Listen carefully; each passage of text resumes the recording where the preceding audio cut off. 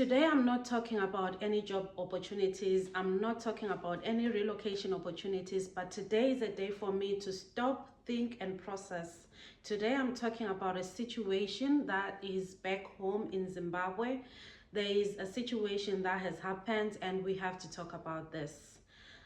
A lot of Zimbabweans and other nationalities have been forced out of South Africa because they are undocumented. This is such a heartbreaking, painful situation for most people because some people have been there for decades. Some people were born there. People have built their future over there in South Africa. People have been hopeful. People have got their jobs. They've got all their lives over in South Africa, but unfortunately they have to return home because of their immigration status. My heart goes out to all of you that have returned home in Zimbabwe and to other nationalities as well. My heart goes out to you all. Nobody wakes up deserving such an experience. It is painful because some people's futures have been over them. As somebody that has relocated many times, as somebody that has lived in so many countries, I want to say to you guys, there is hope in starting again. You can truly start again. You can restart and you can make it. I've restarted 4 times in my life, and I want to thank God that He has been with me. He has been with me as I started my life again and again. And I hope you guys are also going to find a way of restarting, and you're gonna make it one day. So I've got a few takeaway points that I just wanna comment, I just wanna talk about.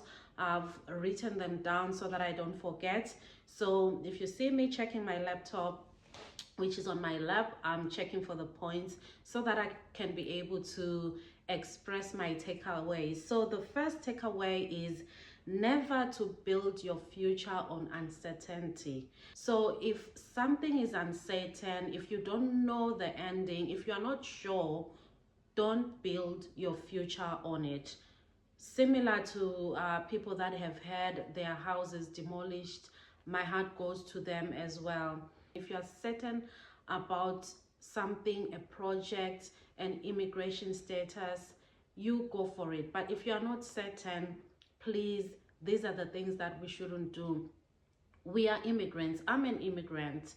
I can wake up one day and I'm told that it's over, even if I've got all the documents that I need. But let's not build our futures on uncertain things. So my takeaway here is, if I'm an immigrant, I should have something at home, a structure. I should build a house. I know some people have been overseas for many years and they don't see the reason why they should have a house over in Zimbabwe. It's people's choices. Like, we've got our choices. We can make our choices, but for me, these takeaways are for me, and I hope they'll benefit other people as well. So my takeaway is, I should not build my future on uncertainty, so I should always be prepared. So that's number 1. Number 2 is investing in skills. Nobody can take that away from you. If you invest in your skill, yes, a country can tell you to go back to your home, but if you have your skill, you are going with your skill, restarting will be a bit easier compared to people that don't have skills. You can restart, you can use your skills, restart, and you can start earning income. So this has been my takeaway number 2, that even if I'm a nurse by profession, I have to have a skill that I can do. I have to have a skill just to be prepared for uncertain times. So this has been my takeaway number 2. So there's a lot of skills, really. There's sewing, there's carpentry, there's building. In Zimbabwe, solar installation are one of the things that are common nowadays.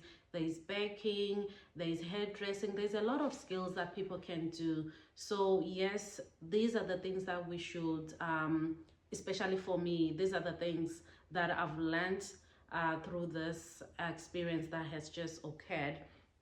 The other takeaway is, don't wait for another country to rescue you.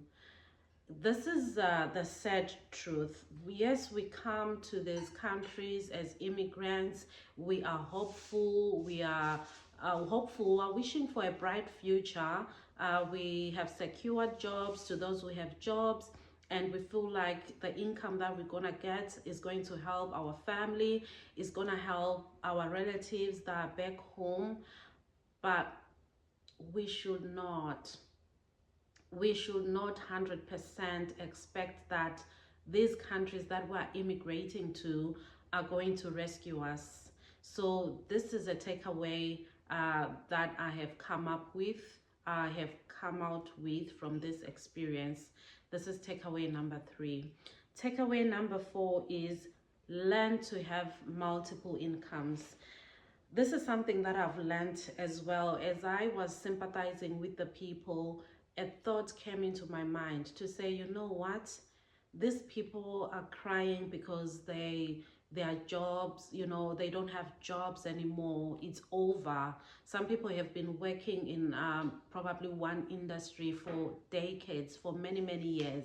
And that's the only thing that has been providing income. That has been the only thing that's putting bread on the table. That has been the only thing that has been the only income to support the children, for rentals, for just thriving. This has been the only income. How sad this is. So this has been one of my takeaways. Have many incomes, so much that is why if one fails, and if one unexpectedly ends, just like what has happened, you have something that you hold on to. This has been my other takeaway. And then we go to takeaway number 5. Don't lose hope. Don't lose hope. Yes, this has happened. Yes, you don't know the future. You don't know how it's gonna go. You don't know how you even gonna travel back home. You don't know where you're gonna sleep. Some people don't have any homes. Some people don't have any relatives anymore. Some went to South Africa as immigrants because they didn't have parents anymore. The parents have passed. They don't have anywhere to stay. They've been street kids. This is very sad. And coming to think that these people are going back home, where are they gonna stay? Where are they gonna live? This is hard. But what I want to say is, don't lose hope. Just be hopeful. If you believe in something, I believe in God. And in such situations, this is the time that I'm gonna pray. This is the time that I'm gonna fast. This is the time that I'm gonna call my friends, my family, if I do have, fortunately. But if you don't have, know that there's people like me that are going to continuously pray for you people, so that you can be able to reach home safely and have a vision on how you're gonna restart. Because some of these people are breadwinners. These are people that are going to be looking after their children, and some children probably were meant to write their exams. How sad this is. But I just want to encourage, I just want to inspire somebody out there to say, please don't lose hope. Keep holding on. There's a lot that you can do, but you have to pray for God's guidance. You have to pray for wisdom. That's what I can say. Having said that, I have just I'm just thinking of starting a skills empowerment kind of courses, but my hands are tied. My hands are tied. I cannot help everyone. So the only thing that I can do is to just do pages of people that are interested in skills empowerment and skills development, so that you can be able to restart, so that you can be able to have something that's going to help you to restart. So I'm going to start this in batches of 20, 20, 20. So the first batch is going to be beading and sewing.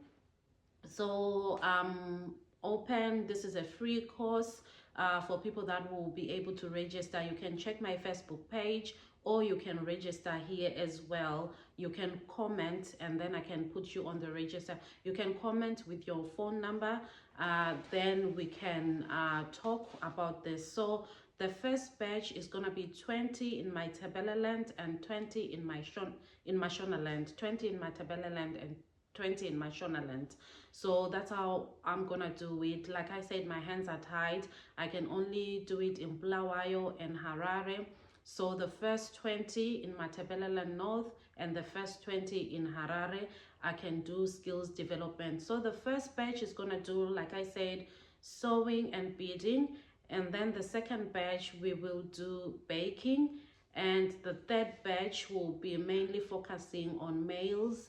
Probably we will do solar installations, or I'll get suggestions from people that are in Zimbabwe, just to know what is it that's there that is actually helping people, that's helping people to thrive.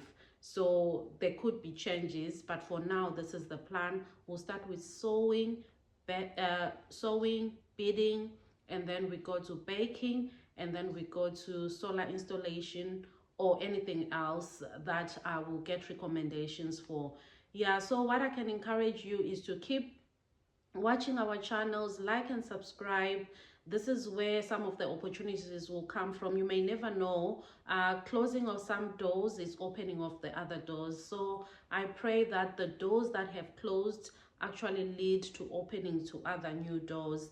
And if you are a Christian like myself, please pray for your family, pray for other people as well, and let's keep connecting, let's keep helping each other. So don't forget, like and subscribe to my channel and also my Facebook page, and then let's talk, and then we can help each other.